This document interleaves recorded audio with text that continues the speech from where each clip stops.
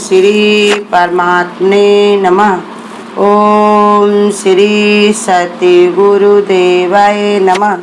देखिए ये बता रहे भगवान, ये है 8वें अध्याय का 28वां श्लोक कि क्योंकि योगी पुरुष इस रहस्य को तत्व से जानकर वेदों के पढ़ने में तथा यज्ञ तप दान आदि के करने में जो पूर्ण फल कहा है उस सबको निसंदेह उल्लंघन कर जाता है और सनातन परम पद को प्राप्त हो जाता है। ये समझा रहे भगवान, जैसे भी समझा चुके आगे हैं कि ये दोनों मार्गों को तत्व से समझ लेता तो वो मोहित नहीं होता। अब इसमें बताया कि इतना योगी उपराम हो जाता है कि वेद के पढ़ने में, वेद शास्त्रों में जो दिया हुआ है तो उसको सार जब मालूम हो जाता है कि वेद में ज़्यादा कितने गुरु कहते इतने सारे वेद हैं, शास्त्र हैं, इतने सारे श्लोक हैं, इतने उसमें सब समझाया संतों ने तरह तरह से, लेकिन उसकी सार गुरुराई दृष्टि बन जाती कि 4 वेद 6 शास्त्र में बात लिखी है दो, और सुख दीने सुख होता है, दुख दीने दुख हो। एक ही बात उनकी समझ में जब आ जाती है तब फिर उनको कुछ भी वेदों में पढ़ने की आवश्यकता नहीं होती। और यज्ञ में भी जो फल मिलता है, यज्ञ लोग करते हैं कितना, इधर से मांग करके उधर से इकट्ठा कर करके कहाँ से यज्ञ करते हैं, उनमें समझ लेते हैं कि किसके लिए पाना है, भगवान के लिए। अब भगवान हमारे बन चुके हैं, तब फिर इसलिए वो यज्ञ में भी अपना मन नहीं लगाता। और तब संसार में लोग तप करने जाते हैं तो भगवान ने बताया वो तपस्या अपना जीवन को ही स्वीकार कर लेता है कि तपस्या हमारे जीवन में जो है ये भगवान को पाने के लिए, माने सारे कर्तव्य हम जब पूरे करेंगे तभी हम भगवान से मिल करके एक हो सकते हैं।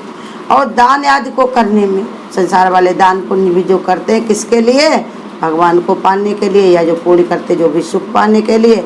अब भगवान को पा करके जब अत्यंत सुख मिल जाता तो और ये छोटे सुखों में उसके कोई मतलब नहीं। जो सुख आए फिर ना जाए उसका करो विचार। एक सुख परमात्मा से तत्व से जान लेता है तो उसको फिर भी उसमें मन नहीं लगता। उसमें जो पूर्ण फल है जिसको भगवान ही मिल गया फिर उसको और कुछ पाने की क्या जरूरत है। जैसे एक लड़की होती है, उसकी सास से मिल जाए, जेठ मिल जाए, परिवार मिल जाए तो खुश होगी, या उसके पति मिल जाए तब खुश होगी। ऐसे पति परमात्मा से सब हमारा जब मिलन हो जाता है गुरु के द्वारा, हमारा पक्का मन में निश्चय बन जाता है तो मुझे फिर कोई चीज़ की जरूरत नहीं होती। वो सबको निसंदेह फिर वो उल्लंघन कर जाता है, सनातन परम पद को वो प्राप्त होता है। भगवान कहते वो उल्लंघन कर जाता है। जब तक तुम पुण्य पाप दोनों को हटाओगे नहीं तब तक तुमको परमात्मा नहीं मिल सकता। इस संसार में अगर लेना देना ही किसी से रखते रहोगे तो वो तुम्हारा थोड़ी होता, वो तो व्यवहार में चलता रहेगा हमेशा। कभी तुम दोगे, कभी वो देगा, कभी वो लेगा, कभी तुम लोगे, इसी में पड़ा रहता है संसार। भगवान के वहाँ लेना उसको कुछ नहीं, परमात्मा को देने देना, लेकिन वो कैसे देता है, जैसे हम कर्म करते कुल से अनुसार हमको देता है। इसलिए वो देने के बाद में उसकी कोई इच्छा नहीं रहती। जब तुमको वो तुमने मांगा उसने दे दिया, तुमने जैसे कर्म किए देख करके, जैसे बैंक में लोन लिया जाता है, तुमने पता कर लिया कि ये बैंक 2% देगी, वो बैंक 4% दे देगी, ये 6% 10% दे देगी कोई बैंक। जब तुमने देख भार के समझ के सब चीज़ें अपनी ले ली तो फिर तुम्हारा उसे बैंक वाले से क्या व्यवहार। ऐसे ही भगवान बताते हैं कि तुमने समझ करके अगर सकामता का भी कोई काम किया तो समझ के विचार के कर लिया कि इसमें हमको क्या फल मिलेगा, उसमें हमको क्या मिलेगा, ऐसे तत्व समझ के तुमने कर लिया तो भगवान कहते फिर मैं उसमें पढ़ता नहीं हूँ। लेकिन जो परमात्मा के लिए योग जोड़ लेते भगवान से ही, उनको बाहर के कोई काम करने शेष नहीं रहते हैं कि वो जा कर के कोई बड़े बड़े अलग अलग से कार्य करें। वो सीधे भगवान को ही पाने के लिए रहते हैं तो वो उनमें कोई भी मन अपना नहीं लगाते। तो कहते हैं शास्त्र ज्ञान के अर्जन करने या तपस्या के प्रभाव से दान के फल रूप मनुष्य को बड़ी से बड़ी सामर्थ्य, सिद्धियां और बड़े बड़े ऊंचे लोगों की प्राप्ति, ऊंचे ऊंचे लोगों की प्राप्ति हो सकती है। परंतु जिस मनुष्य ने अपना जीवन भगवत प्राप्ति के लिए बिताया है उसको जिस स्थान की प्राप्ति होती है इस स्थान में भी कहीं भी ऊंचा है। जैसे कहते बहुत सारे लोग क्या करते हैं, शास्त्र ज्ञान अर्जन करने के बाद, तपस्या करने के बाद बहुत बड़ी सिद्धियां मिल जाती हैं। सिद्धियां उनको लौंग को भभूत बना, मट्टी को सोना बना देने वाली, सोने को भभूत बना देने वाली, तरह तरह की सिद्धियां, अच्छे आदमी को टेढ़ा बना देने वाली, टेढ़े आदमी को सीधा करने वाली, उनकी मति उनके साथ जोड़ने वाली, या लोग उनके चरण दबाने लगे, बहुत रुपया पैसा आने लगे, बहुत सारी भीड़ उनके साथ चलने लगे, तरह तरह की सिद्धियां उनको आ जाती। इनकी सिद्धियां भी कब तक हैं? जब तक हमारा शरीर हमारा नश्वर है, आज है वो कल नहीं है। इसलिए वो उनमें नहीं फंसते। तो कहते ऊंचे ऊंचे लोकों में जाने की शक्ति आ जाती। ऊंचे लोग कितने भी तुम जाओ, स्वर्ग तक चले जाओ, लेकिन तुम्हें लौट के आना तो तुम्हारे लिए बेकार है। वो कहेंगे हम गंगा सागर जाएंगे, वहाँ जगन्नाथपुरी जाएंगे, वहाँ जाएंगे। क्या वहीं तुम रहने लग जाओ तो अच्छी बात है, और जा करके तुमको आना पड़ता तो वहाँ जाने से क्या फ़ायदा? कोई मतलब है वहाँ जाने से? वहाँ गए और फिर लौट कर तुमको आना, तो यहीं रहना, तुम कहे जाओगे, यही सुविधाएं तुम्हारी, यही मन तुम्हारा यहीं। इतने दिन से घर से निकले हुए हैं, इतने दिन हो गए, बताने घर में कहीं सब सही हो, कुछ हो न गया हो, कोई टूट फूट तारा न गया हो, कोई सामान न, मन तो तुम्हारा पूरा यहीं पड़ा हुआ है। तुम्हारे जाने से क्या होता है? तुम वहाँ गए भी तो क्या पहुँच पाए वहाँ पर? वहाँ थोड़ी पहुँचे। जैसे बताया नहीं, वो गुरु कह रहे थे, देखो एक बार एक सत्संग में प्रेमी ने बताया, कहा गुरु ने कहा कल जो उसके पास जो भी चीज़ें हैं वो लेकर के आएंगे। तो भाई सब लोग भाई लेकर के अपने आए, जिसके पास जो भी चीज़ें थी, किसी के पास कपड़ा, किसी के पास रुपया पैसा सोना जो भी था सब लेकर के आए, गुरु को दे रहे थे। गुरु उसको दुगुना करके ही वापस वो कर रहे थे। तो भाई वापस कर रहे थे तो गुरु ने कहा, भाई एक जो थी बूढ़ी माता कहने लगी, सबसे पूछे क्या डबल करके दे रहे? कहाँ का? तो फिर देने में फ़ायदा है, लेकिन उसका तब भी उसका मन न जमे, बार बार बड़ा मन बनाए, और फिर आखिरी में वो देने भी गई तो समय भी टाइम ख़त्म हो गया था सत्संग भजन का, गुरु ने उसको कुछ दिया ही नहीं। भाई लौट करके घर में आई, रात भर जगती रही कि हमको कोई फ़ायदा ही नहीं हुआ, देने से कुछ फ़ायदा नहीं हुआ, नुकसान हो गया, हम ले करके गए थे। अब गुरु के जो ना है, फिर भी गुरु ने, लेकिन दूसरे दिन फिर सत्संग में आई। अब उसके वो पूछ लगी रही, हम गुरु से टाइम निकाल करके पूछेंगे ज़रूर। पूछने के लिए वो बैठी रही, जैसे ही सत्संग खत्म हुआ फिर उसने पूछा, और जब गुरु से पूछा तो गुरु ने कहा तुमने दिए कब था? जब दिया नहीं था तभी तो हम तुम्हें कैसे लौटाते? तो ऐसे ही बता दिया, क्या माने दे भी दिया, शरीर वस्तु दे दी तो क्या मन तो उसी में चला रहा। तो ऐसे ही तुम जले कहीं पर भी जाओ, मन तो तुम्हारा घर में ही रखा रहता, लड़का बच्चों के पास, चीज़ वस्तु के पास, तुम्हारे जाने से क्या होता? तो वही तुम्हारा जाना भी उसके लिए कोई काम नहीं। ऐसे ही लोक भी, ऊँचे स्वर्ग लोग चला जाए, कोई जो ने गो लोग चला जाए, यहाँ लोग चला जाए, लेकिन लौट करके जब यहीं पर आने की उसने रास्ता छोड़ दी तो वहाँ जाने से उसको क्या फ़ायदा? और हम तो एक बात गुरु हमारे बताते हैं कि ये जो स्वर्ग में जाना, ऊँचे लोकों में जाना, ये तो और आदत खराब करना है। थोड़े दिन के लिए वहाँ पर जाओ, लौट के फिर यहाँ संसार में आओ तो तुम्हें और दुख लगेगा। ये बताया संसार की जो समृद्धि होती है, जो सिद्धियाँ होती है, उसके चढ़ना तो अच्छी होती है, लेकिन उतरना बड़ी ही दुखदाई होती है, उनको बड़ा कष्ट लगता है।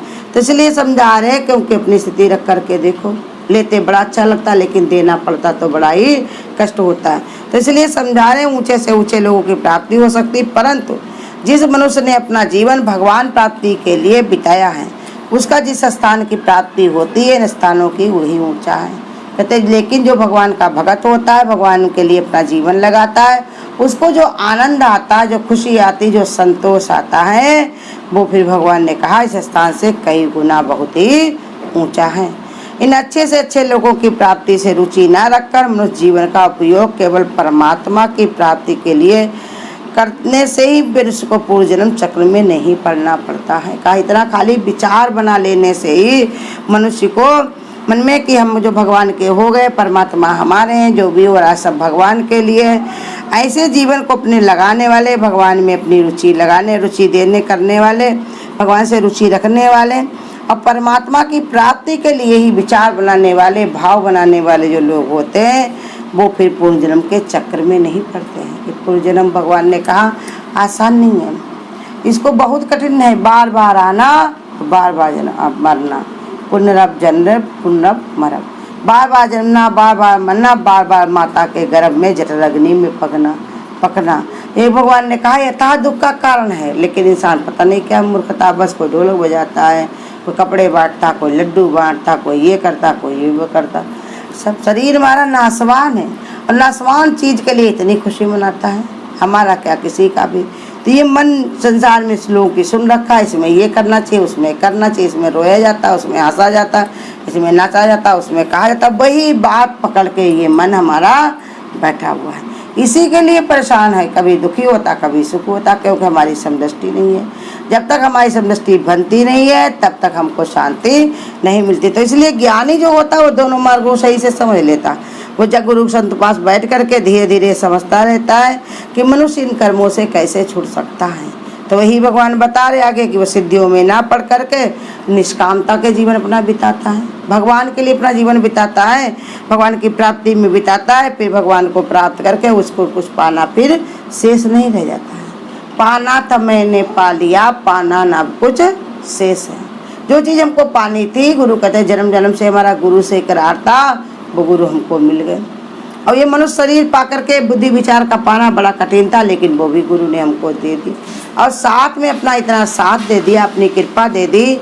यही सबसे बड़ी गुरु कहते हैं, भगवान की गुरु की यही मेहरबानी है, उसकी हजार शुक्रिया है ये। तो इसलिए कहते फिर अपने जीवन को हमको सार्थक बना लेना चाहिए। बार बार ऐसे मौके को भगवान ने कहा हाथ से जाने देने वाला नहीं है। इसलिए जो तत्व से जान लेता तो वो इसमें ना पढ़ करके जीवन के उपयोग में, परमात्मा के उपयोग में अपना जीवन पूरा व्यतीत करता है। जो भी है भगवान का है, भगवान के लिए है, भगवान के ही लिए बनाया गया, भगवान ने ही बनाया है।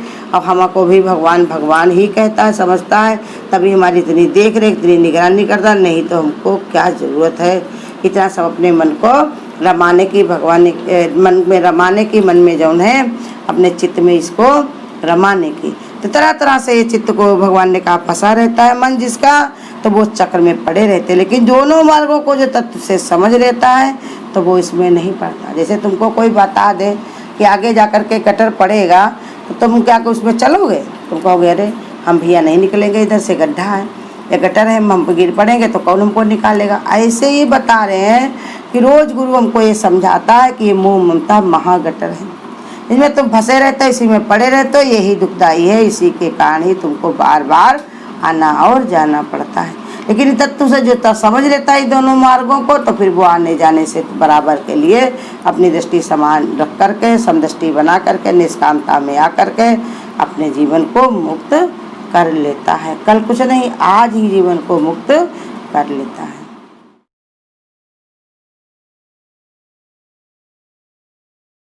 मुझे गरज न और सहारों की, बस तेरा सहारा काफी है। मझधार में डूबने वालों को बस तेरा किनारा काफी है। मुझे गरज न और सहारों की, बन बन के सहारे टूटते हैं। ये रस्म पुरानी है जग की, बन बन के सहारे टूटते हैं। ये रस्म पुरानी है जग की, जो टूटे कभी और छूटे नहीं। वो तेरा सहारा काफी है। मुझे और जिन और सहारों की, बस तेरा सहारा काफी है। मुझे गरज न और सहारों की, जहाँ रिश्वत और सिफारिश से सब काम चलाए जाते हैं। जहाँ रिश्वत और सिफारिश से सब काम चलाए जाते हैं। मेरी बिगड़ी बन जाने में बस तेरा ही सारा काफी है। मुझे गरज न और सहारों की, बस तेरा सहारा काफी है। मुझे गरज न और सहारों की। कहें संत पपीहे को मतलब क्या नदियों और तालाबों से। कहें संत पपीहे को मतलब क्या नदियों और तालाबों से। स्वाति के बरसते बादल से केवल एक बूंद ही काफी है मुझे गर्जना और सहारों की, बस तेरा सहारा काफी है मझधार में डूबने वालों को, बस तेरा इशारा काफी है मुझे गर्जना और सहारों की, मुझे गर्जना और सहारों। अगर आपको आज की वीडियो अच्छी लगी हो तो वीडियो को लाइक और शेयर करना ना भूलें। आगे की वीडियोस देखने के लिए चैनल को सब्सक्राइब करें और नोटिफिकेशन